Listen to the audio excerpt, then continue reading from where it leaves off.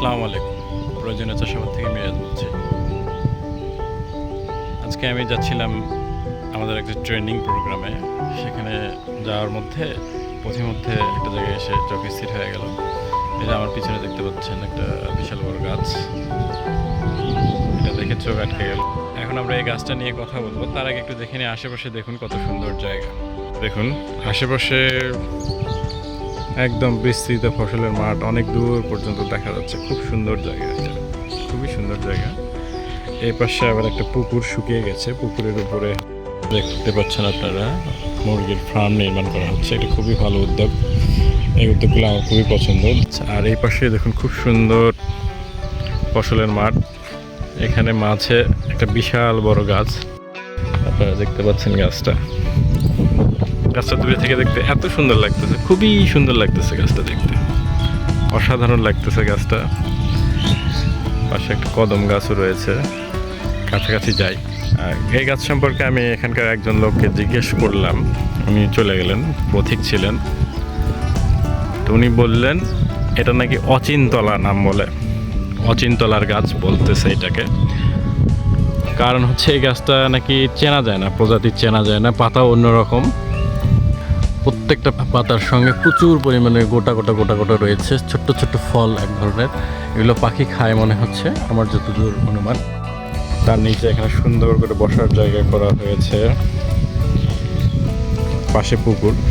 তো যেটা বলতেছিলাম সেটা হচ্ছে গাছটা খুবই সুন্দর দেখতে। গাছের কাণ্ড দেখে কিছুটা বট গাছ মনে হচ্ছে, আবার পাতাগুলো দেখেও কিছুটা বট গাছের মতোই অবাক মনে হচ্ছে। হয়তো আপনারা দেখতে পাচ্ছেন গোটা বা এর যে বীজ ফলটা, সেটা দেখেও কিছুটা মনে হচ্ছে।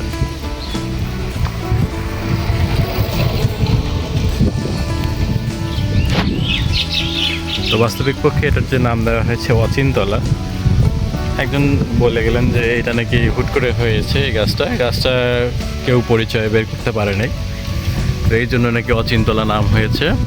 আর এখানে রাস্তাও ছিল না, অল্প কিছুদিন হচ্ছে এই রাস্তাটা হয়েছে।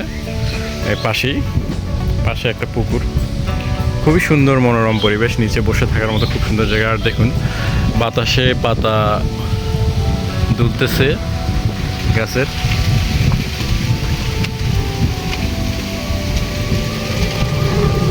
আপনারা হয়তো দেখতে পাচ্ছেন গাছের পাতা বাতাসে দুলতেছে।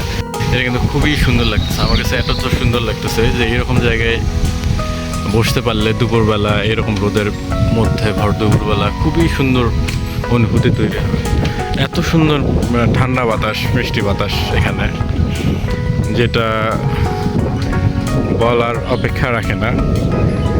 আর দেখুন গাছের গোড়া আমি নিচে নামছি, নিচে দেখুন ছোট্ট একটু ডোবার মতো, এখানে হাঁসেরা জলকেলি করতেছে, দেখতে পাচ্ছেন আপনারা। খুবই সুন্দর লাগতেছে আমার এখানে যে অনুভূতিটা, এটা আসলে আমি ভাষায় প্রকাশ করতে পারবো না যে কীরকম অনুভূতি। বিশেষ করে গাছের পাতায় বাতাসের যে দোল খাওয়াটা, এটা আমার কাছে খুবই সুন্দর লাগতেছে।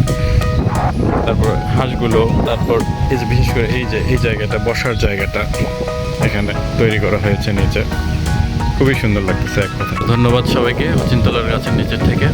আজকে এই পর্যন্তই, সবাই সাথে থাকবেন, লাইক কমেন্ট শেয়ার করবেন, অবশ্যই নিয়মিত ভিডিও দেখবেন। ধন্যবাদ সবাইকে, আল্লাহ হাফিজ।